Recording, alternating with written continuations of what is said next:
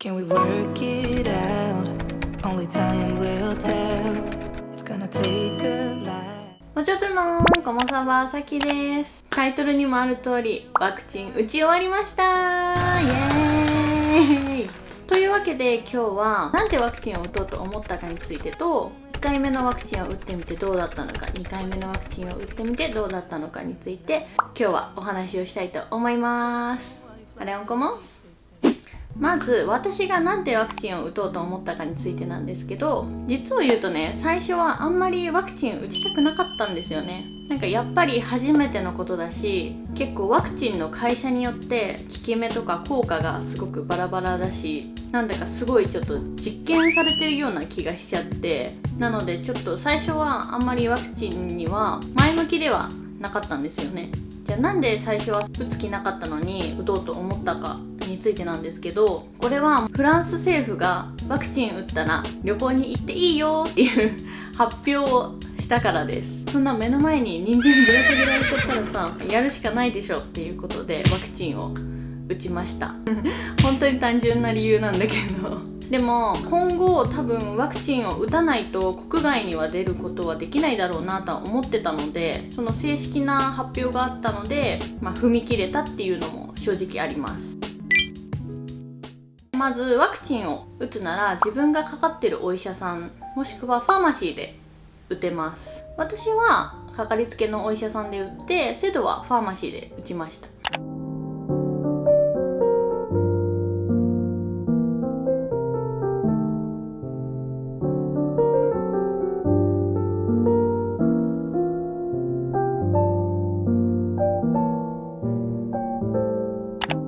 1回目のワクチンを打つときは問診票にチェックを入れます。今飲んでる薬はあるのかとか、あとは妊娠をしてるかしてないかとか、それが終わるとワクチンを打ってくれます。ちなみに私もセドもファイザーのワクチンを打ちました。最初本当に一瞬だった。もう終わりみたいな。アナフィラキシーだっけ、なんかその問題がないかの確認で15分はその病院内にいてくださいって言われます。特に問題がない場合はもう帰っていいよっていうことで、私もセドも問題がなかったのでそそくさ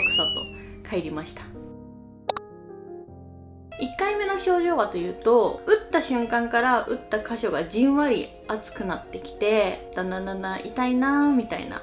感じがしてきて、5時間後ぐらいにはもう肩がここぐらいまでしか上がらない感じでした。普通にインフルエンザのワクチンとか打った後みたいなで、こう筋肉痛みたいな、熱とかは出ないけど肩が痛いっていう感じでした。そんな感じで特に大きな問題もなく終了。そして2回目の接種の時、2回目の後って結構いろんな副作用があるよっていう話を聞いてて、私的に結構不安だったので、私の親戚の医療従業者の子や今アメリカに住んでて先にワクチンを打ってる友達とかに症状を聞いてたんだけど、みんな熱が出たから解熱剤もらっといた方がいいよとか、寝込める状況を先に作っといた方がいいよっていうのを教えてくれました。なので2回目の時は寝込むぞ、今日はもう何もやらないっていう意気込みで注射を打ちに行きました。で2回目はね、研修生みたいな人がワクチンを打ってくれたんだけど、1回目の先生が打った時よりもなんかすごくじわーって広がっていく感じがあって、あれこれやばいのかなっていう感じだったのね。でまた15分様子見て、耐えなければ帰ってくださいって言われて、また何もなくそそくさと帰りました。それから1時間後2時間後3時間後って過ぎるんだけど、めっちゃ元気、全然熱も出ず、むしろ前回よりも好調で、なんか節々も痛くならないし、肩も全然上がるしみたいなって感じで初日は過ごしました。そして次の日にコンタクトがうまく入らなかったせいなのか、天気がちょっと悪かったせいなのか、はたまたワクチンの副作用なのかよくわからないんだけど、すんごい頭がかち割れそうになっちゃって、で夕方動けなくなっちゃって、さすがに寝ました。その日はもうほんと何が原因かわかんないんだけど、でも症状としてはそれぐらいです。なんか大したことなくてほんと申し訳ないんだけど、私的には全然熱も出ず快調に過ごしました。でも次の日ちょっと頭が割れそうだったですみたいな感じですね。なのでワクチン接種済みなので、これで実質日本にも帰れるとは思うんだけど、日本は2週間の隔離措置があるのでちょっとネックだよね。海外移住者にとっての2週間はちょっとえぐい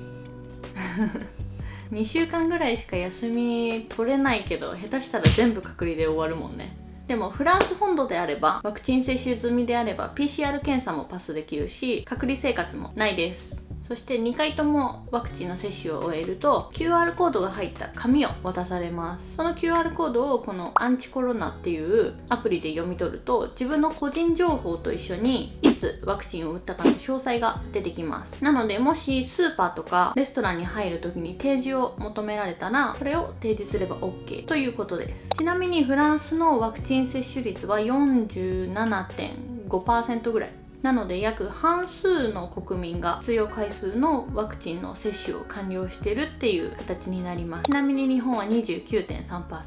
日本はこれからだよね。まだまだ。この動画は特にワクチンを打ちなさいっていう動画ではなくて、あくまで私の体験談の話なのでご了承くださいね。でもワクチンを打った方がこの先行動範囲が広がるのは確実だと思います。はい、というわけで今回はレユニオンのワクチン接種の話でした。最後まで見ていただきありがとうございました。それではまた次の動画でお会いしましょう。アビアント。バイバイ。おめでとう。あわー。